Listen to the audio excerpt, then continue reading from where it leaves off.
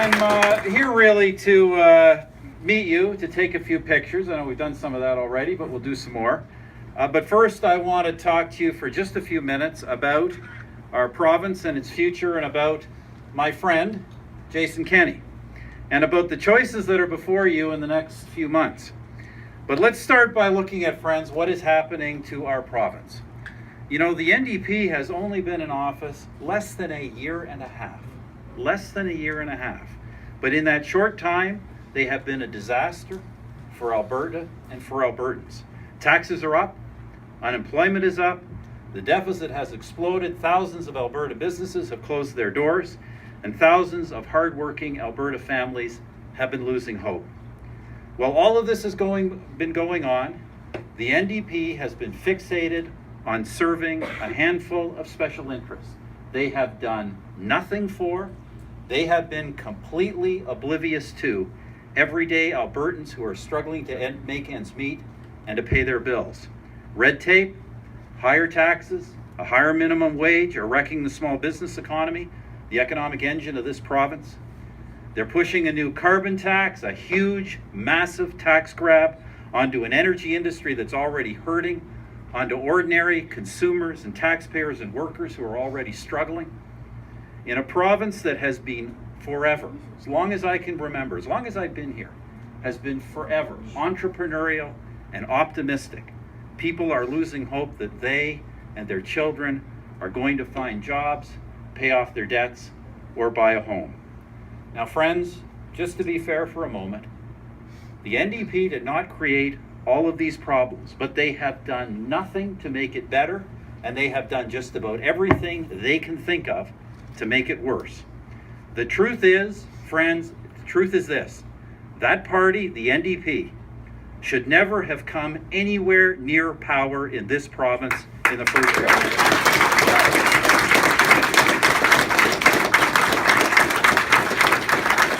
And I know that what you're going to do coming out of here over the next couple of years is make sure that they're a one-term government and they never come back to this province, power in this province ever again.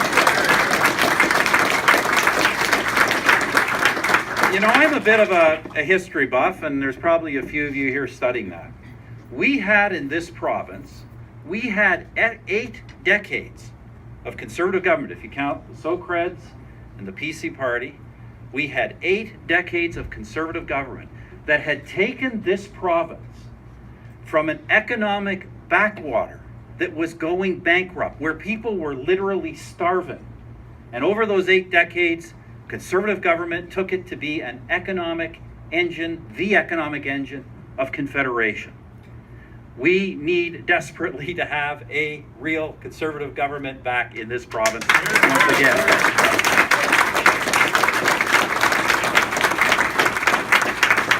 And friends, I believe that at this point in the province's history, we are very fortunate to have somebody of capability, of experience, and of integrity to step forward to provide the leadership that we need as Conservatives. A friend and a colleague I have known for 25 years, the Honourable Jason Kenney.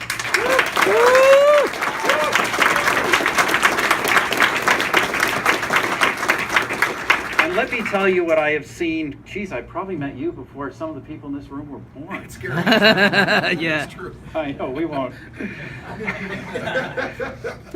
We weren't always this good either. Anyway, let me just tell you what I've seen in that quarter century. Jason's commitment to public service is unwavering. His ability to pursue our principles in a way that is pragmatic and effective is unrivaled. And his understanding of this province and the values that have made it successful is unparalleled. He helped unite Conservatives at the federal level, and given the chance by you, he will do exactly the same thing here in Alberta.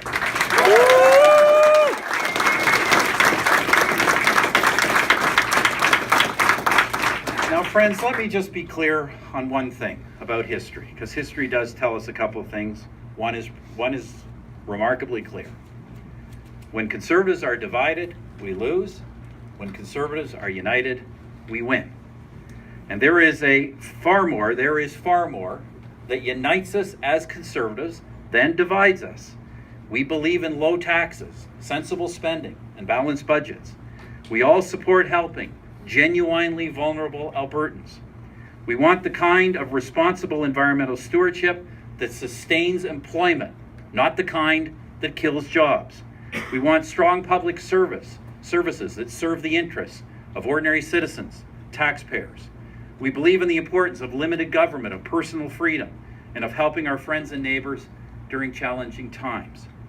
MLAs from both Conservative parties, from both the PCs and the Wild Rose, vote together overwhelmingly in the legislature. By a recent study, they vote together 90% of the time.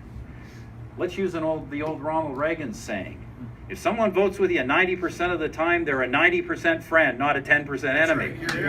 Yeah!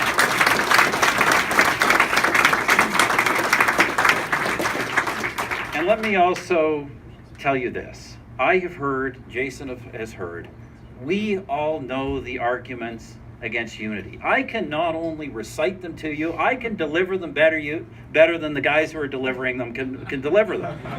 I know them because I heard them an awful lot, and I remember hearing them an awful lot a decade and a half ago at the federal level. And you know what? If we hadn't got past those kinds of arguments, we would never have won 3 national elections. Friends, we would never even have been close to forming a federal government. Who today, looking at the next federal election, would advocate splitting the Conservative Party of Canada into 2? Who would advocate that? Let me tell you something else.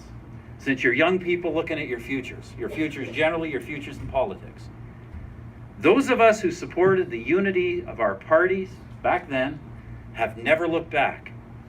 And that small minority that opposed it to the end, they have never amounted to anything in federal politics. The rewards for unity here in Alberta are even greater. If we pull together the vast majority of Conservatives, we cannot lose the next provincial election. And by doing that, by ending all hope for the NDP, we can begin to attract jobs and investment back to this province, not a dime of which. I spent a lot of time in Toronto, New York, and London, and overseas now. And I can tell you, not a dime of that investment is going to come to this province until they are certain that the NDP government is going to end and never return. Yeah.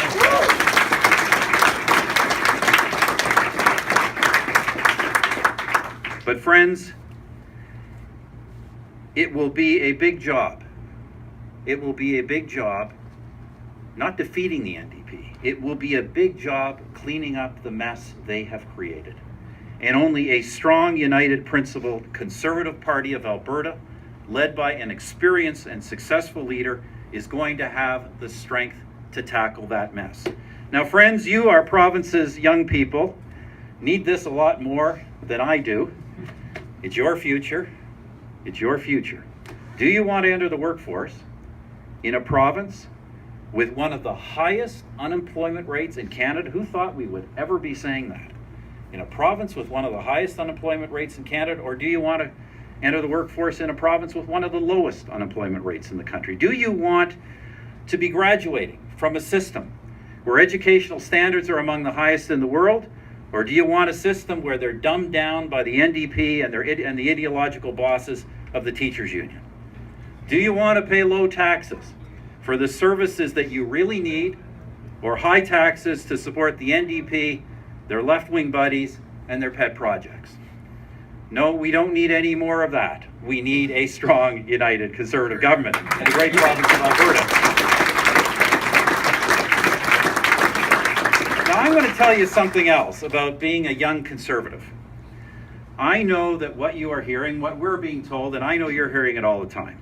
People say, you know, the young people coming out of school these days, they're all left-wing, they're not very conservative, so we should give up on selling conservatism. This is a whole new era. I'm going to tell you something.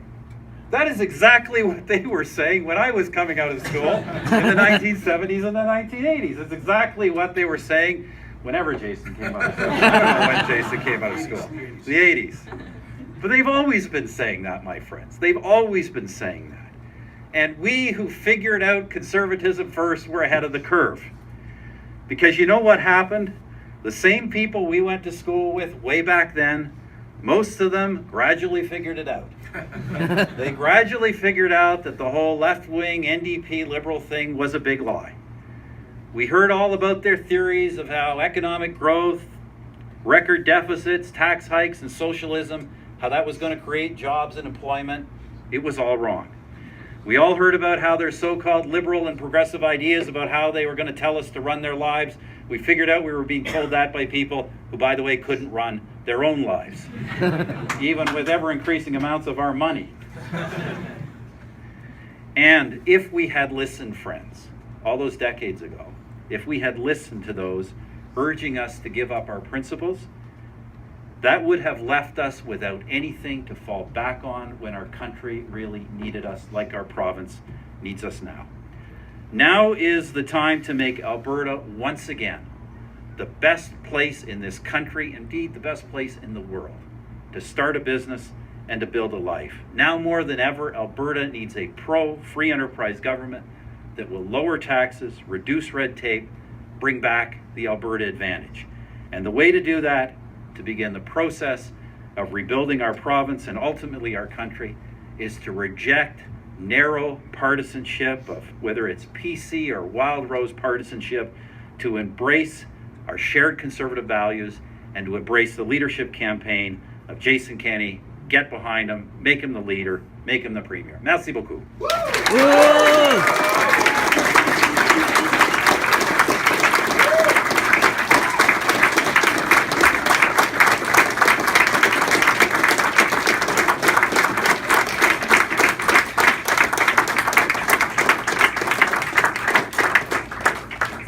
Wow, thank you so much to our former Prime Minister and, ladies and gentlemen, I believe one of the greatest Prime Ministers of Canadian history, Stephen Harper.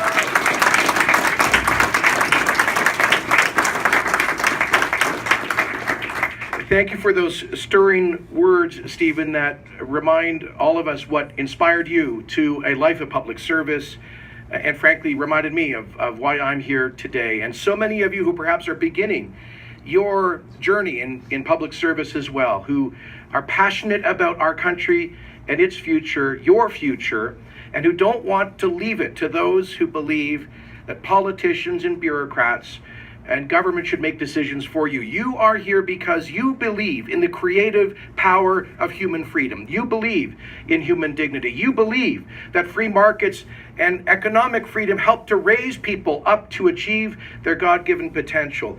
And we all together are proud, yes, to be Albertans and Canadians, but to believe in those values of ordered liberty that have always animated the conservative movement, one of the greatest leaders of which is with us here today. Thank you again, Stephen.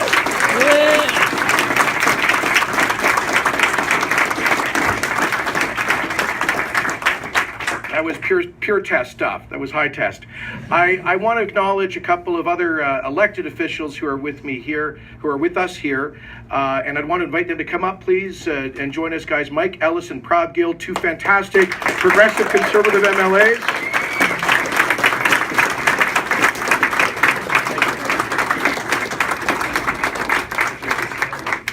I want to thank Prab and Mike for their leadership. They are both at the front of the unity train. They are helping us to make history, to reunite this province around its historic belief in free enterprise and our Alberta values that have made this province the envy of the world. And friends, I really wanted to say that what we're trying to do here is why it's so important to have young people like you. This is about a new beginning. It is about a fresh start. It is about learning from the lessons of the past and honoring the best aspects of our political legacy in this province without becoming mired in the past. And because you are young, because your eyes are focused clearly on the future, on the horizon, you want a message, you want leadership that is informed by a sense of hope and optimism. You don't want politicians squabbling over who did what to whom, who said what about who divided what 5 and 10 years ago. The message we are here to send is this: It's time to park the egos and the labels and the resentments. It's time to put Alberta first. We cannot risk this province's future. We cannot.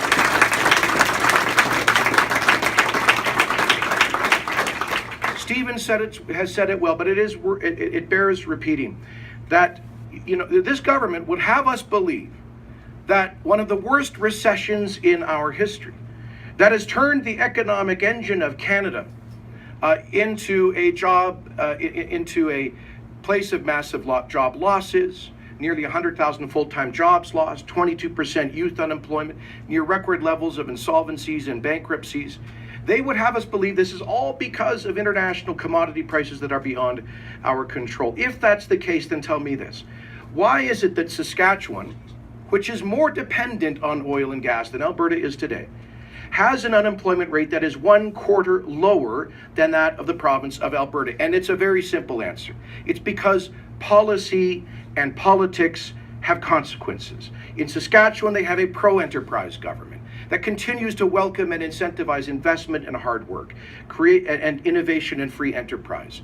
And that is why bright young people like you are finding more employment prospects in Saskatchewan than they are here today. Don't believe when the NDP, when they say we are just passive victims of global commodity prices. They are making a bad situation so much worse than it needs to be, because they are determined to impose an ideological policy agenda on this province, which is totally out of touch with its historic values and your interests. And so we are saying that it is time for us to bury the hatchet, to look forward rather than past, to look to the future rather than to the past, to focus on what unites us and not what divides us. As a farmer in Grand Prairie said to me, Jason, you can see a whole lot more through the windshield than the rear view mirror. I think it's time that we began to look through the windshield. Now, just last night we had our hospitality suite upstairs. Some of you were there. And a young fella came up to see me. He was not a delegate at this convention. He heard I was in town. He followed it on social media. He drove down here to the hotel, went up to the suite upstairs, and just waited patiently to see me. And he was there wearing his Riders jersey, actually, originally from Saskatchewan. And you know what he said? He said, with real emotion in his eyes, he said, he pulled out his engineering certificate showing his license, that he's licensed as a professional engineer in the province of Alberta. And then he pulled out his pay stub. He said, sir, last year I made $120,000 as a professional engineer in Alberta. On this pay stub, you'll see that this year I'm making $22,000 stocking shelves at Walmart in the graveyard shift. Please unite Alberta and get this done. He makes me think of the young man I met in Hardisty, Alberta. Several weeks ago, I was filling up my gas tank at Esso in Hardisty, and another pickup truck pulled up behind mine. A young fella jumped out and rushed up to me. He said, "Are you that Kenny guy?" I said, "Yeah." I thought he was agitated, upset with me. He says, "How long is it going to take for you to get rid of the NDP up in Edmonton?" I said, "Well, probably about 3 years." He says, "Well, how come you can't do it faster?" I said, "Look, I'm going as fast as I can, but they choose the election date, not me." And then he says, "Sir, this is important. You've got to get this done. Because my dad lost his job in the oil field over a year ago. He can't find any other work. He is getting depressed. I've never seen him like this, and I am really worried about him." And he said, "I'm just 17, same age as some of you." He says, "I'm just 17, and I am taking care of my whole family now. I'm the only paycheck for both my mom and dad and all 4 of my brothers and sisters, and the stress and the pressure are getting to me too. So the reason I'm here, and I hope the reason that you are here, is for that young man, your contemporary. For the other young, that's right, we're here to fight for them. We're here to fight for them. The message we are going to send out of here today, I hope, in this youth election and in the 4 months to come, leading up to the March 18th Progressive Conservative leadership and beyond, is this: that those young people matter infinitely more than any party label or brand or set of egos or institutional prestige. The ordinary Albertans I speak to every day do not care about those things. They care about your future. They want us to get this right. And if it requires all of us making putting some water in our wine and putting the province ahead of our own partisan interests, then we must do that. Stephen Harper led the way with Peter MacKay in 2003. They took the bold and courageous measure of burying the hatchet, of taking a risk on each other and on the future. They didn't know that merger was going to work out, but they did it with boldness and leadership, and people followed the leadership. 95% of grassroots Canadian Alliance and Progressive Conservatives endorsed the Harper-MacKay Unity Agreement, and I believe we can do the same thing here in Alberta. Yeah!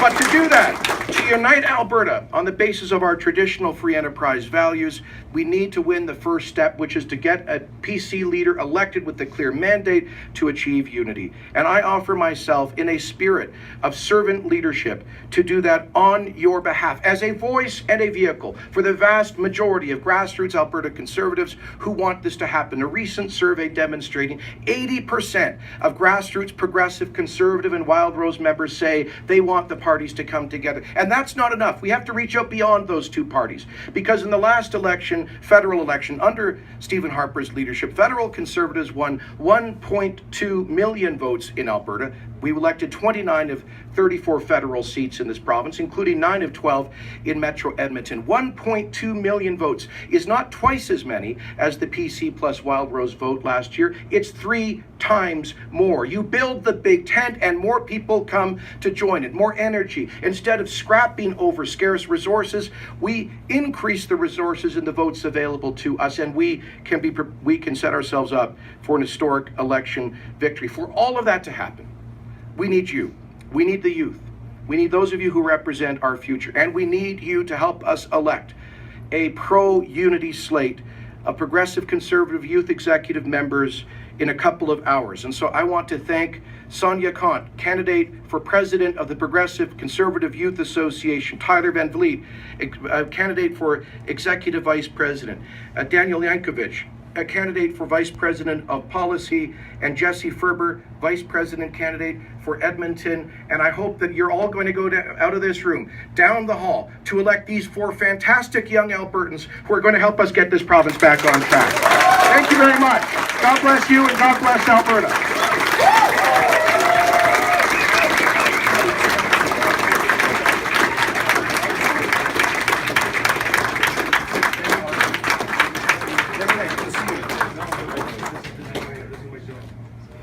Are there any more speeches? More speeches? No, we're good? Why don't we take a picture? A picture? Get our youth, get guys here, let's leave it, and our MLAs. You get in the middle seat.